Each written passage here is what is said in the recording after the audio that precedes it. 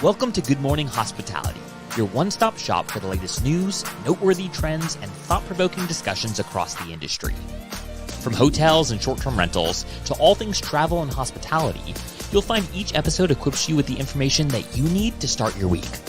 Join us on Good Morning Hospitality every Monday, wherever you get your podcasts.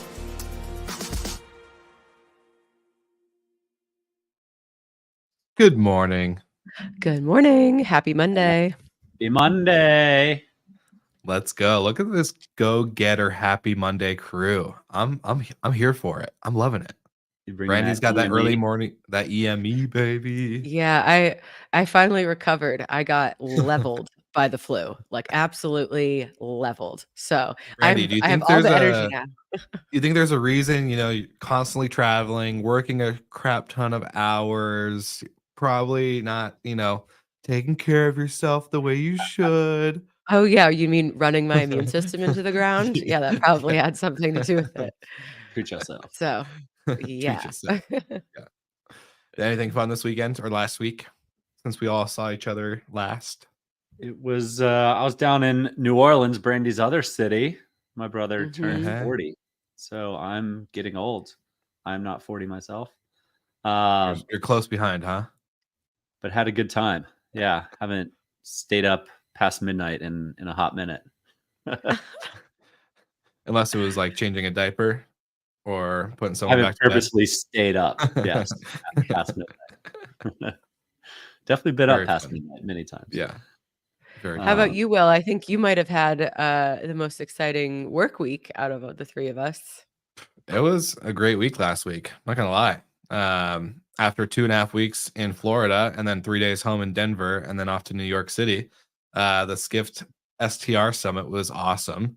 I didn't know what to expect for my first, Skift conference or event, but I think I told you guys in our private chat, quality of people was great. It's not like there was hundreds and hundreds of people. I think there's probably 250, 300. The quality of the sessions was actually really good. You guys know me, I never attend a session, but I attended probably, if there was 10, I probably attended 9 out of 10. I think I missed one due to overextending my lunch to chat with a couple of people I haven't seen in a while, but really good event. So I know we're going to talk a little bit more about some of the content and discussions that were there, but yeah, it was a really good conference. Really successful. And the team at Skift was great. I got to meet a lot of the team and really fun people. That's awesome. I mean, that's high praise coming from you for a conference. So must have been. I know. It's been rough in the conference space out there. So to finally see a good one that's refreshing with good content and good attendance and quality of attendance, I think, it's a good combo. It's a good combo. Comparing Verma and Skift is night and day, huh? Very much so. Very much so. Especially because I came from Executive Summit. Not that Executive Summit was bad. I didn't attend any of the sessions. Again, I was trying to record and do some business, but I think it was a very different crowd and a really refreshing perspective.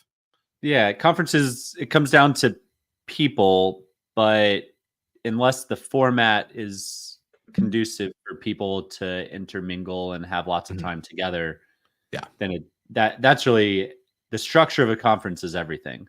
For sure. And Agreed. you want to suck everybody into a vacuum for the main discussions, but then you also want to give plenty of time to network and see old friends and meet new people. So, well, that's the thing. The sessions were 20 minutes long and they were data packed. Like everyone had slides and things to back up their statements. And it wasn't a festival of this is why my company is so great. And if you're a property manager, you need to sign up today and scan this QR code to get your free demo.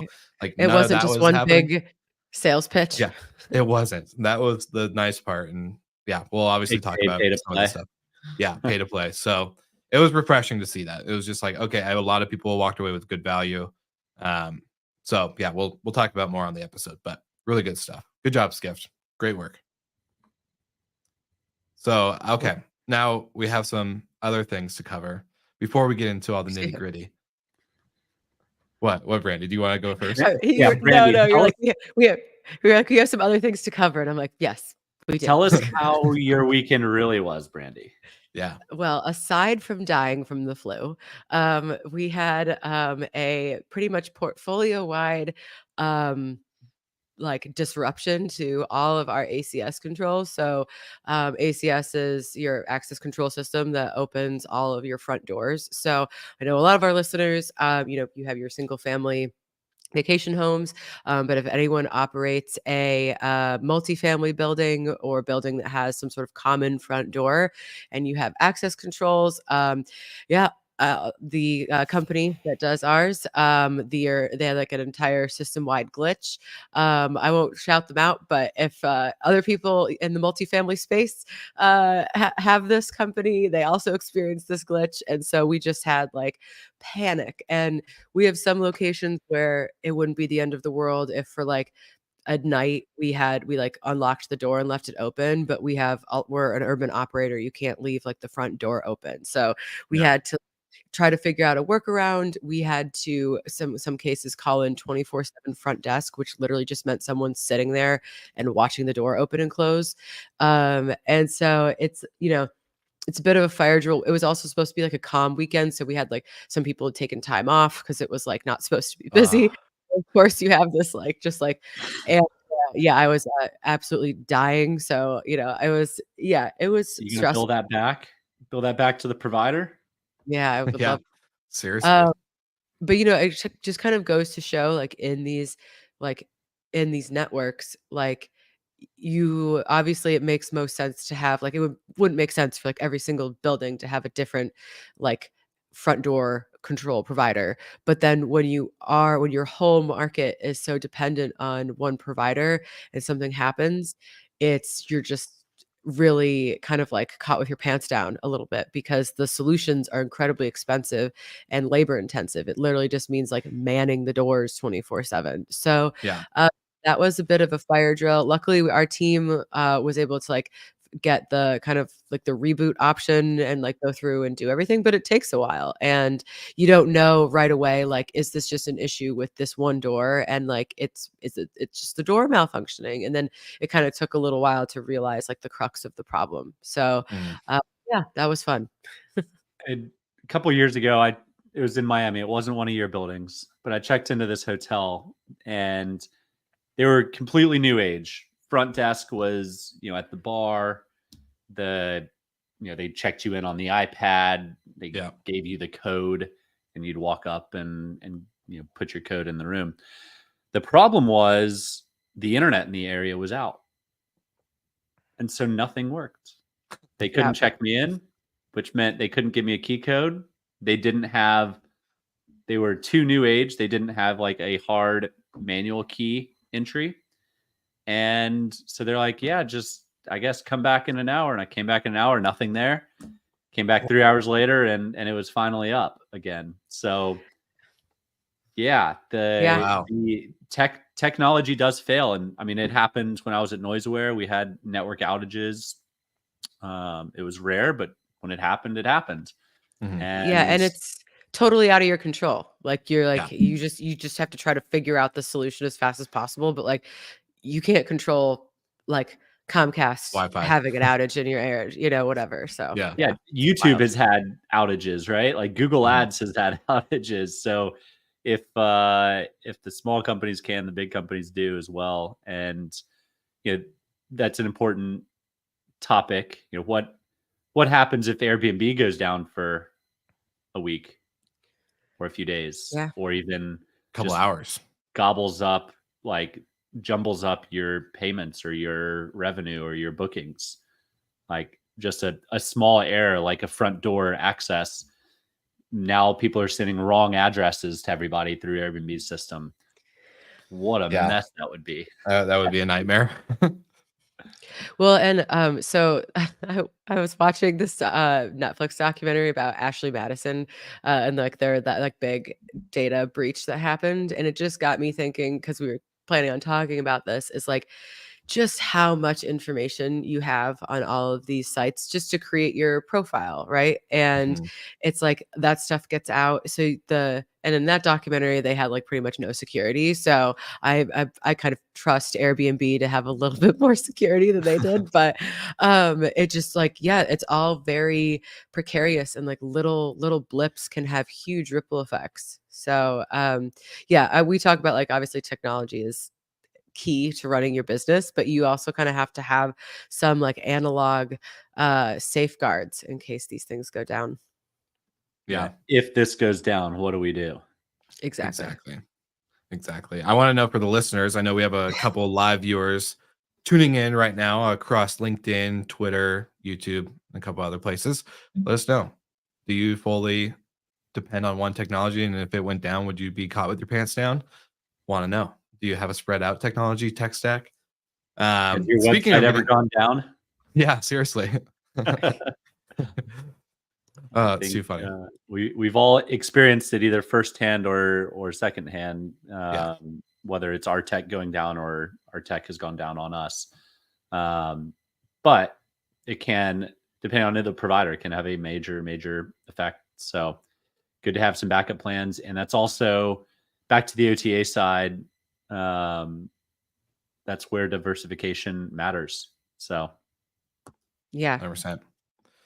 100%. And Terry White says, I learned the hard way. Do not use Wi-Fi tech to use cell tower tech. Interesting. Good hot take. Hot take, Terry. Hot take by Terry White. I love it. I love it. Well, speaking of getting caught with your pants down, the one thing you shouldn't get caught with your pants down on is your amenities. And so when you are having guests check in, guess what? You should have a fully stocked pantry, fully stocked bathroom and kitchen, laundry, etc. through Sojo. Sojo powers this podcast just like they power short-term rental operators to take the peace of mind away from the operations and allowing your housekeeping team and anybody else involved to fully stock your home so that way your guests have a great experience. So go to getsojo.com/GMH, grab the link in the show note. You won't regret it. You'll get 30 days for free and amazing little sample packs. They're all nicely organized for your housekeepers. You can't complain about that because we all love a good organized housekeeping closet. So there you go. And yes, thank you, Mike, for the amazing segue. Yeah, Compliment. Will, you Appreciate are it. the segue king.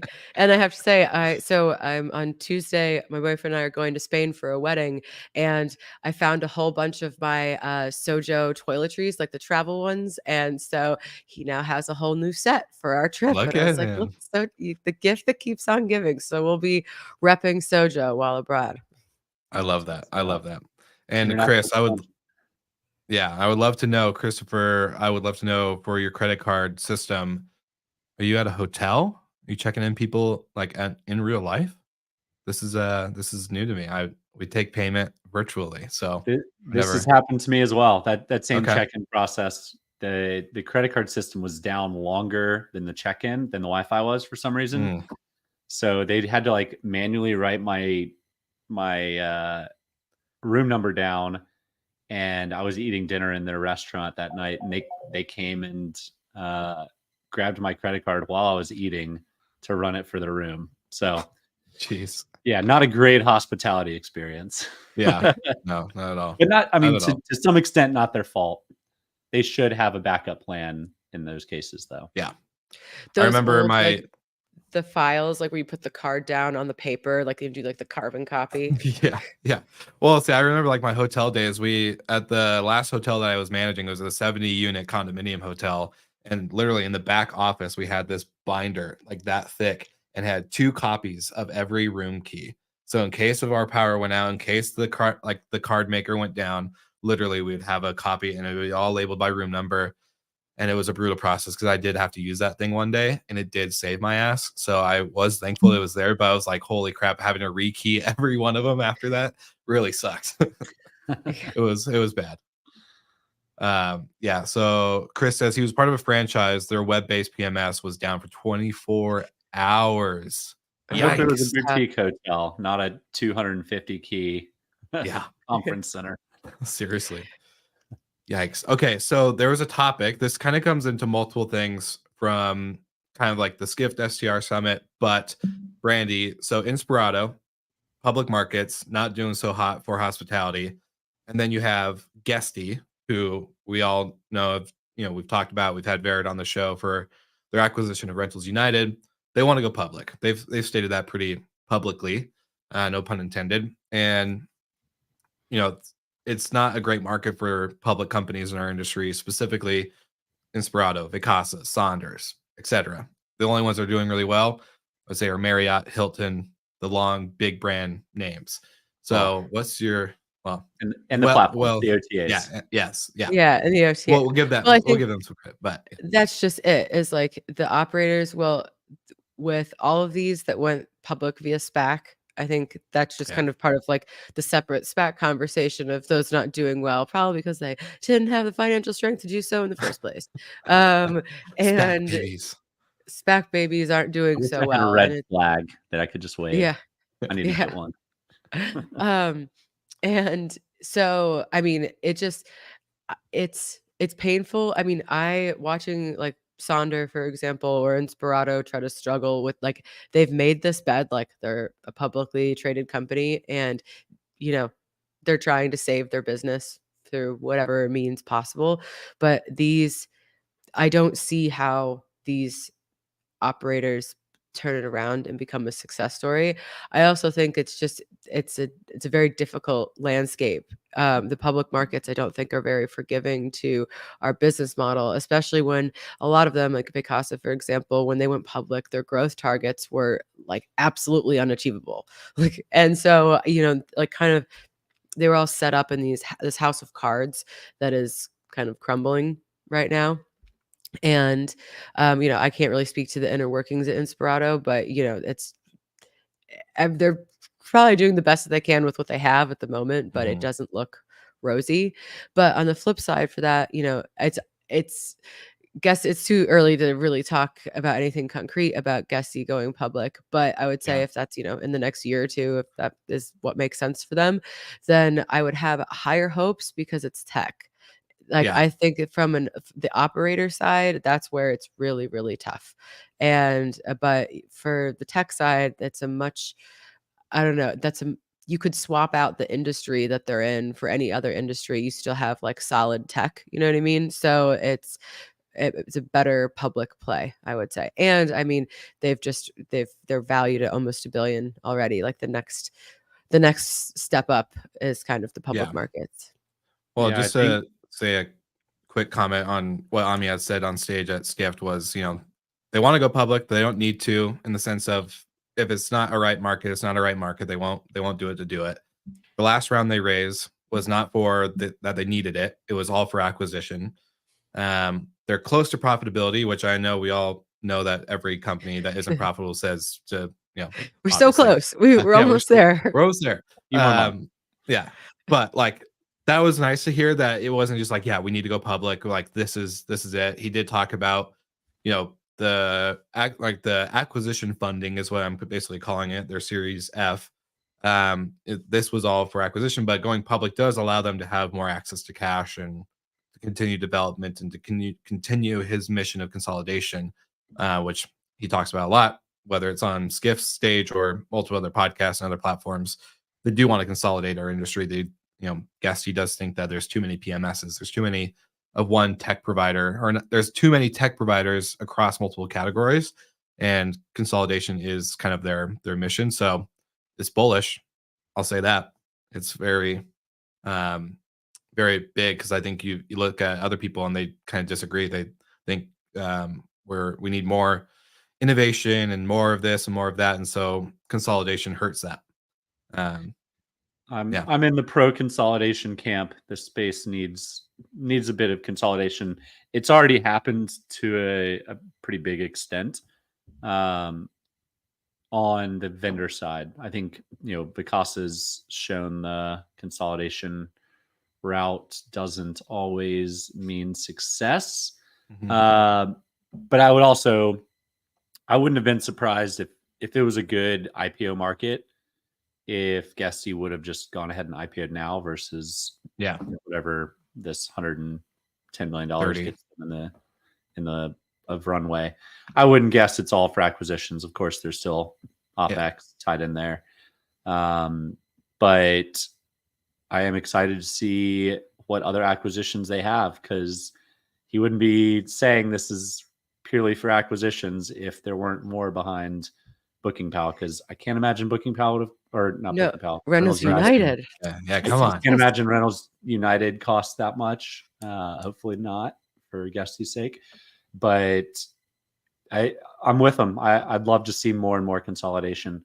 I'd love to see it from more than one party, though, just so there's not a singular It's not just giant. Guesty on the shopping spree. Yeah. Yeah. Well, it's like, come on, Hostaway and all these other PMSs that had 175 million, 130. Like, come on, start rolling these things up. Let's get creative. I'm Give us sure some more they're out news. Give us some more news cycles. Come on. Yeah, Yeah, surely think they're out. about our content. Exactly. Awesome. So that's a really good one. Okay, so I think the next piece we talked about was kind of some of the stuff that actually was talked about on stage at Skift. Where do you guys want to start? I shared with you prior to this. Do you want to go? I can Yeah, kind of I go off the really, last comment you made, Brandy, but I'll wait to hear what you say. I Segue king. really, yeah. Well, I was gonna say I really loved Carl Shepard's comments. So why don't you kind of like talk about what you heard at the conference? Because I have a lot of thoughts. Yeah. Well, first off, for all our listeners, you should go back if you haven't heard the episode that we had Tim Rosolio on, who's the VP of property management, like partnerships and success and all this other stuff at Verbo. He's the head of Verbo, basically. He's a king over there. It was funny. He was sitting in front of me, and Carl Shepard literally made a comment. It's like, I never will book on VRBO, is what he called it, or Verbo. And then any other OTA, like I'll always book directly if I can. And then I just see Tim go like just kind of make the face like, what the heck? Which is hilarious. For those that don't know Carl Shepard, he was the founder of Home Away, which then became Verbo. So Yeah. It's he's So just it's like, saying he wouldn't use his own platform. he's Exactly. like, listen, I made my money and I have my money, and now I'm gonna And it's choose cheaper to to book spend it direct. differently. Cheaper to book Yeah. direct. Imagine that. Exactly. So that was kind of funny to hear. But then he made comments. So Brandy, I would love to know what comments specifically you were thinking about, because I have a Well, couple other ones that really stood out. yeah, so he was saying that Airbnb like finally is prioritizing the individual host, and I thought that really stuck out to me because I'm like, they've always been prioritizing the individual host, and then the way I was reading this is that he had it kind of segmented even further than like Mm. hosts versus professional operators. It's like there's professional operators and then kind of like professional hosts and then the individual operator, which I guess is taking to mean like Like a hobby the host. yeah, like the homeowner doing their own home or guest house or something like Mhm. that. And so that was like an interesting, I thought like a further like bifurcation of like the different types of hosts on Airbnb, because I think they've always been more favorable towards at least the smaller host, we could say, like the Airbnb only host. And so I thought that was just interesting that he's like, finally, they're getting the attention. And I'm like, finally. Um, but then he also touches on standardization. And we've been kind of touching on this too, how like with standardization, especially with the kind of brand that Airbnb has been building, you do lose those like touches of the quote of the host that Airbnb really likes to promote and does make for a better guest experience. So it really, and it also touches on the problem that like no one in our industry has really figured out a way to standardize while keeping some of like the soul of hosting people while maintaining the quality, all of that. And I don't think anyone's really solved it. And we talk about franchising as like a possible solution to that, but I still don't think that anyone has really nailed that in our industry the way that hotels have. Yeah. So the kind of comments around there on stage specifically were pretty interesting, because standardization doesn't mean you have to lose uniqueness. Every home is individual, especially if you're on the single family side, but standardizing certain things are provided, right? In the kitchen, the bedroom, the bathroom, etc. Which was a great comment. But then he also talked about, like their Evolve and Vacasa and Turnkey, like they all have gotten to a certain level of home inventory and the amount of units that they have under management, And no one has been able to really break that barrier. And I think he specifically mentioned, the 35,000, right? Like 35,000, especially Evolve. Evolve was on stage. Brian, one of the co-founders and CEO, was talking about, they are at that level still. They're, 300 or 35,000 homes. They do have, local operators. Carl Shepard even made a comment about Vicasa's change after the last earning call, saying like, we're not going to do central operations. We're actually going to let the local destinations manage their own ops and even most of their financials and revenue management and other things like that, with the back end support of headquarters, the corporate office. So interesting to see if that will play. But then Carl really did shift into the one thing that we should have learned from the hotels is like the way they were able to standardize is that they don't own all their assets. They let franchises come in or owners come in. They give them the standards to follow. If they don't meet those standards, they remove the flag, right? There's like kind of a 3-strike system with a franchise, or even when I worked at Marriott, it was an autograph collection. So it was owned, operated individually, but you were able to be a part of a unique collection that followed the Marriott standards, but had a little bit of a different, it wasn't exact. It wasn't like a franchise where we paying franchise fees. So Yeah, I love when he was like, "You should just fire your owners." And I like, there's there's some of these buildings, so I'm like, there's some owners where you'd love to be like, "Hey, like, reinvesting in your property is not optional," but that isn't always an option. But yeah, Yeah. I think that's a benefit a big company has, where a small company you have to take some revenue. So if the property's bad enough, you would drop it, Brandy, but it's not bad enough, right? Or the owner's not bad enough to deal with. And there are times that you need to drop your owners or your buildings or whatever, because I saw Ngati give this presentation probably 8 years ago, but if you do quadrants, there's good home producing properties or revenue producing properties that are good owners. There's good revenue producing properties with bad owners. There's great owners that don't produce great revenue. And then there's bad owners with bad revenue.